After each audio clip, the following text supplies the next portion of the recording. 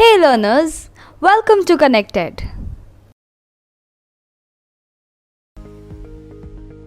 Dear students, today we will read a short story named How the Dog Found Himself a New Master and learn how the dog who was fed up and sick with his life finds himself a new master.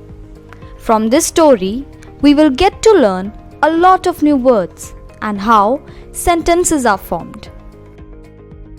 Now, let's get into the story, and everyone must pay attention while I teach it. In the first part of the story, it tells us about the traditional life of dogs and how they used to roam freely and enjoyed their freedom without any limitations. But then, one day, there happened to be a dog who hated this kind of stray life and was always terrified at the sight of stronger animals. Note the meanings of the words and then we shall move to the next part. The next paragraph basically tells us that the dog thought about his situation and then decided to work as a slave for someone who was superior to anyone else on the earth. And then he sets off hoping of finding such a master. Students, what do you think? Will the dog find his master? Let's find it out in the next part. After a long stroll, he met one of his relatives, a wolf, who not only looked ferocious but also gave a frightening look. The wolf questioned the dog what he was up to. The dog then replied that he was in search of a master and if the wolf would like to be one. The wolf accepted the offer and the two went on together.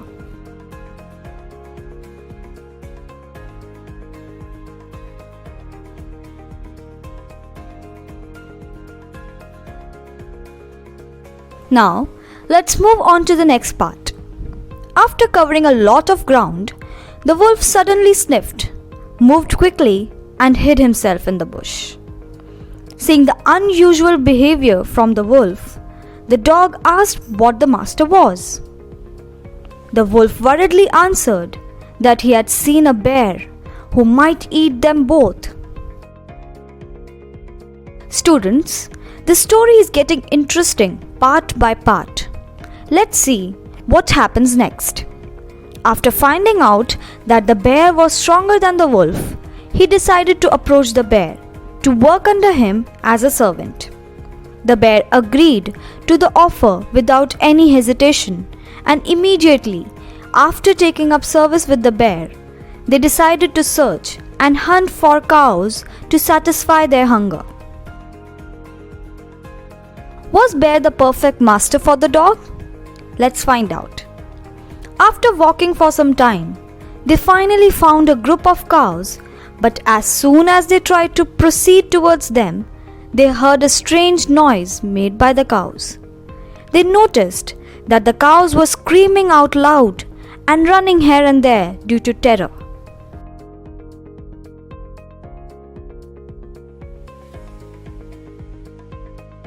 We are slowly moving towards the end of the story. Let's find out what will happen next. As soon as the bear peeked from the behind of the tree to check what was going on, he hurriedly ran away into the forest.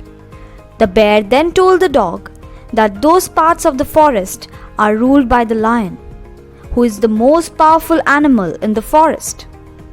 On knowing that the lion is the strongest, he instantly left the bear to work for the lion. Let's find out if lion is really the strongest animal. The dog then approached the lion and asked him to be his master.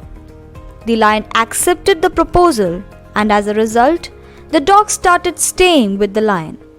The dog served the lion for ages and enjoyed his life. The dog had no worries and no one had the courage to even touch him.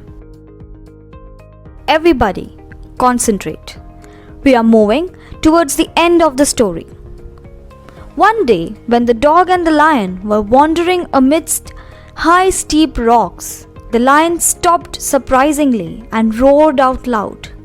He struck the ground with his paws so forcefully that it created a hole on the mark.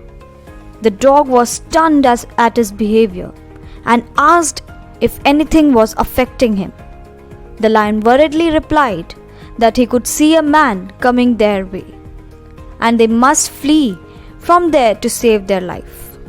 Hearing this, the dog bid him farewell because he wanted to work for the strongest animal on the earth. Dear students, only one more paragraph left. Let's find out what happens at last. The dog then started serving the man. This incident took place a long time ago, but till today, the dog is a man's most loyal servant.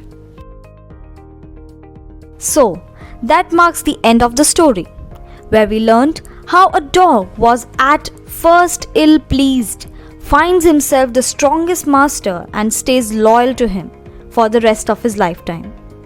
This story also breaks down why a dog is known to be a man's most faithful servant.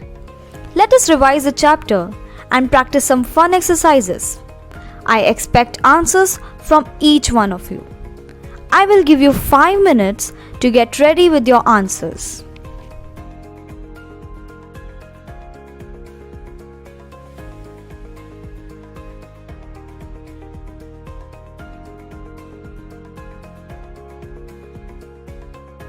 Great job, everyone. Excellent answers. Just what I had expected. Those who are still having some trouble can match the answers.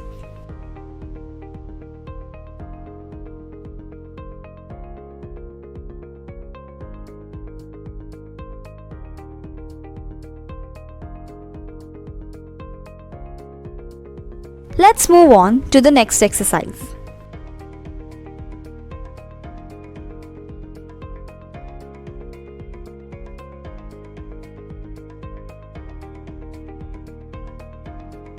Pay attention while I dictate the answers, and those who have already done should match it.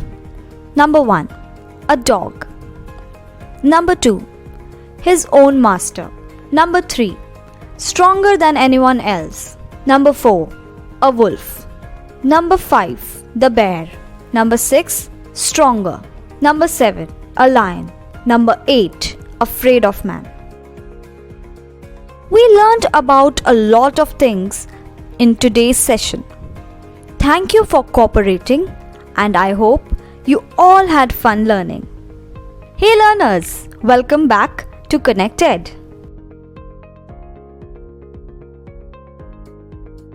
In today's session, we will learn a poem, The Kite, by Harry Ben.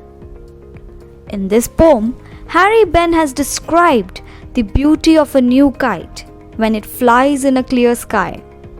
From this poem, we will get to learn a lot of new words and a clear idea about similes, figure of speech. So without further delay, let's begin.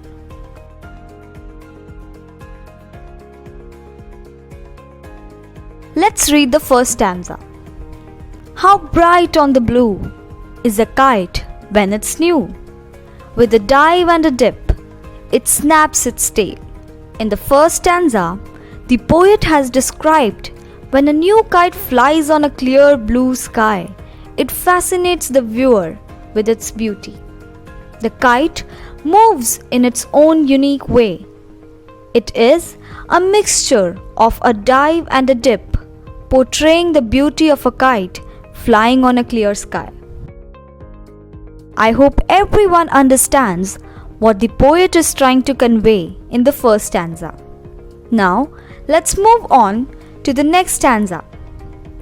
Then soars like a ship with only a sail, as over tides of wind it rides, climbs to the crest of a gust and pulls, then seems to the rest as wind falls.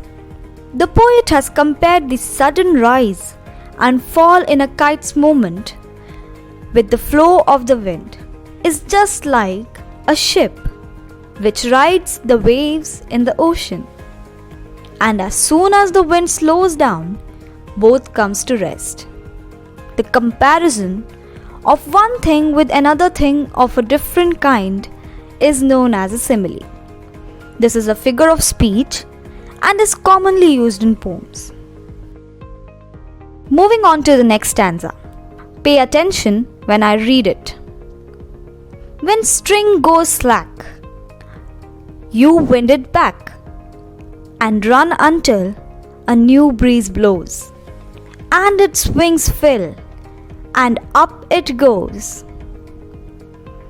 When the wind is slow, the flyer has to wind it back to avoid entangling it, and has to wait until the wind gets its pace back, and as soon as a new breeze blows, the kite again starts soaring.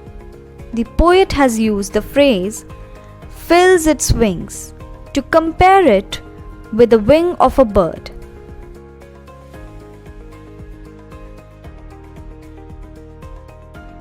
Let's read the next stanza.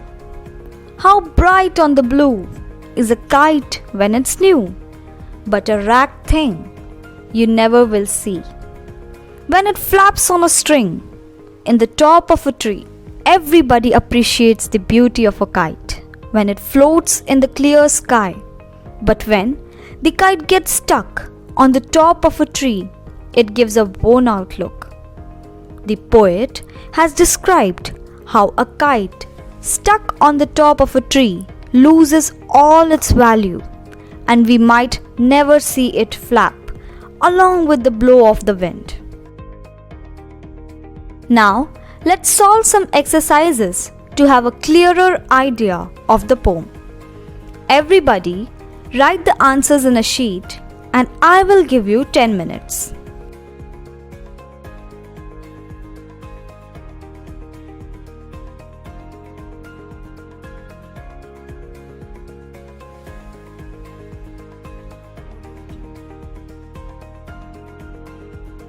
I hope everybody is done writing the answers.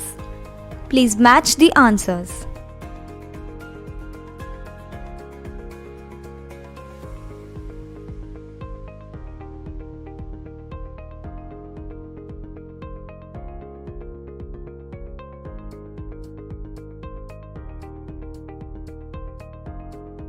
Teaching bright students like you guys is always a great experience. I hope you guys too had a great experience. That's it for today's class. We will meet in the next one.